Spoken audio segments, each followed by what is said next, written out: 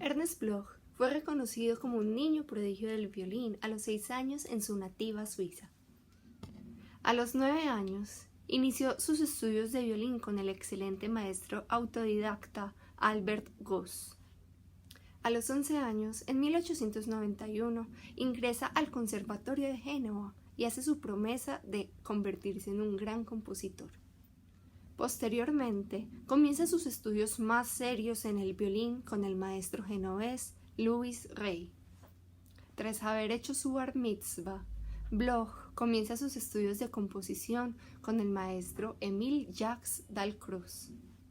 En 1894 se retira del colegio para dedicarse completamente al estudio de la música. A partir de este año, el joven Ernest compone sus primeras obras, como el Cuarteto para cuerdas, que lo llevó para después ser recomendado para estudiar con el maestro del violín Eugene Ysaÿe. Se muda entonces a Bruselas a estudiar violín con el maestro Eugene Ysaÿe y con Franz Schürk. Estudia también composición con el maestro François Rase. En 1900, tras una grave crisis nerviosa, Bloch decide irse a estudiar a Frankfurt con el maestro Ivan Knorr, quien difiere con Bloch por su afinidad con la escuela francesa y también por su gusto por la escuela de Richard Strauss.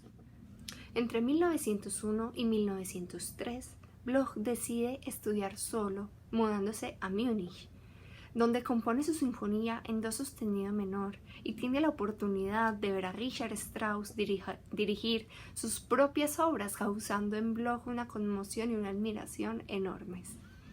Finalmente, en octubre de 1903, Bloch se muda a París, donde conoce a libretistas, autores, artistas, se habla con Mahler, se habla y conoce a Debussy.